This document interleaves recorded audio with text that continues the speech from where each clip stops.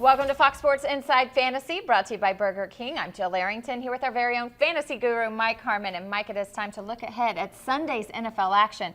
This is a big week for teams. So Huge. Tell us who to start in Week 13. How about we go out of the gate and we look at Fred Jackson going up against the Atlanta Falcons run defense, giving up the 9th most fantasy points to running backs. Sure, you've still got C.J. Spiller in the specter of a workload split, and coming out of the bye, maybe Spiller a little bit better off, able to get back in the good graces and making some plays. But ultimately, it's been Fred Jackson, both as a runner and receiver, and certainly in and around the goal line. Like his opportunity here for that against that sinking Atlanta team. How about Andy Dalton coming out of the bye week, going up against San Diego? You saw Alex Smith go for 294 and 3 this past week. We look at San Diego. They've been pretty good against running backs. So Giovanni Bernard, one of those guys, we want to see how much he's used as a receiver. But you look at Andy Dalton with A.J. Green, who's eager to make up for the last time we saw him when he was bottled up by Joe Hayden. I think you try to stretch the field and get A.J. Green involved early. And finally, Eli Manning. And I don't know that I need to do a lot of analysis on this one. Ready?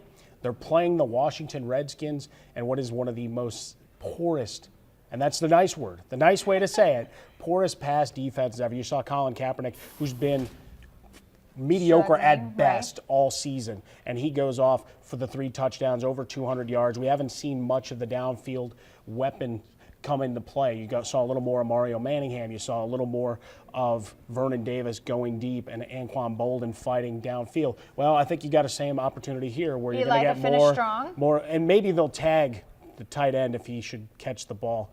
No, never mind. That was the one touchdown we saw from Eli Manning up against Dallas. But you look at the opportunity here. Myers getting involved a little bit more. Victor Cruz still a deep threat. Hakeem Nicks, you keep waiting for him to turn it around. But I like Reuben Randall, and the run game's been fantastic behind Brown. So I think that mix really puts them over the top and gives you an opportunity for a big bust-out game for Eli Manning. Okay, sounds good to me. What about the guys to avoid? Who should owners keep on their bench for Week 13? Well, it's the word of caution because you guys that are generally matchup-proof. But you're looking at Vincent Jackson going up against Carolina. I just wonder if Glennon goes through his progressions like he did a week ago, and Tyquan Underwood, some of the secondary receivers really get into play here. And Carolina, you know, they're going to try to bring the heat against the young rookie quarterback. How about Deshaun Jackson going up against Arizona? Another guy for fantasy purposes has been fantastic all year long, and you have to think there's a wrinkle or two of getting him the ball coming out of the bye week. Nick Foles now getting that vote of confidence from Chip Kelly as the guy going forward. So Deshaun probably a guy who's a high number 2, but he's going to draw Peterson. That's going to be tough coverage. You look at Alfred Morris, bottled up by San Francisco. Generally a guy that you're relying on for big points.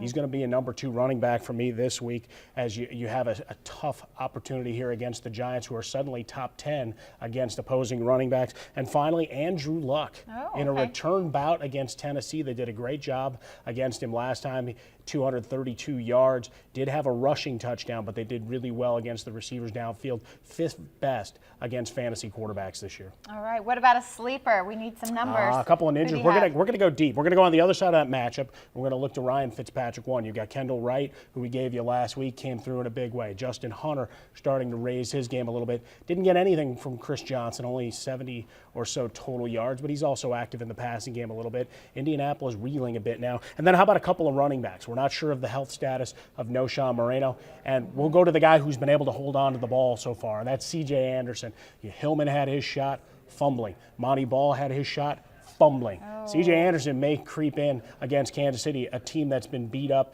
lost a couple of starters. We're not sure of their availability, certainly not at 100%. And I think Peyton Manning, as you look at the cold, they're going to run the ball more. And then finally, Toby Gerhart.